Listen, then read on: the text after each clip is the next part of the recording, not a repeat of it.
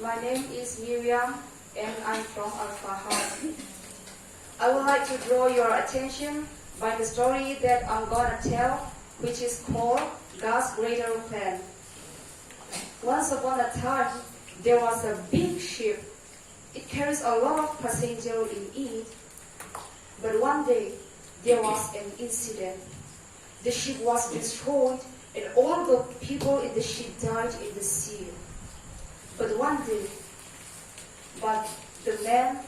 man is escaped. By the grace of God, he somehow survived and washed ashore in one island. In that island, there was no human. When he was awake and opened his eyes, he realized that he was alone on that desolate island. Immediately, the man began praying to God and pleading for help. They passed, but he didn't get any help. And the next day he prayed to God again, but still no help came. After several days, the man had completely given up praying, and he started gathering wood and grass to build a shelter for himself and live in that temporary shelter.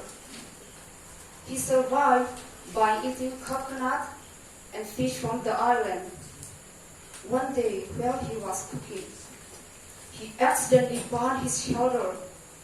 Because of that, he angrily looked up at the sky and complained to God and said, "God, how many times I prayed to you, but you didn't answer my prayer.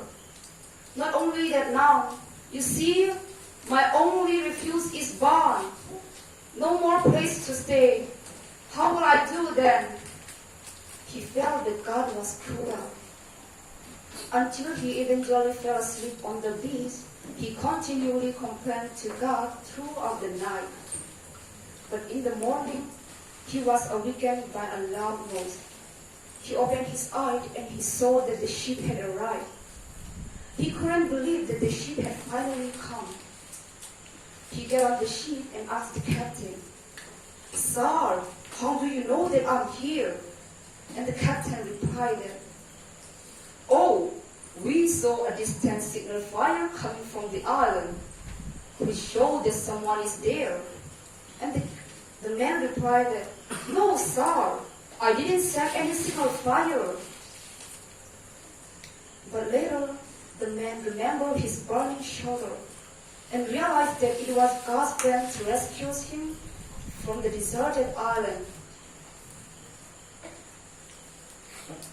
And he began to know that it was God's plan, and he began to thank God.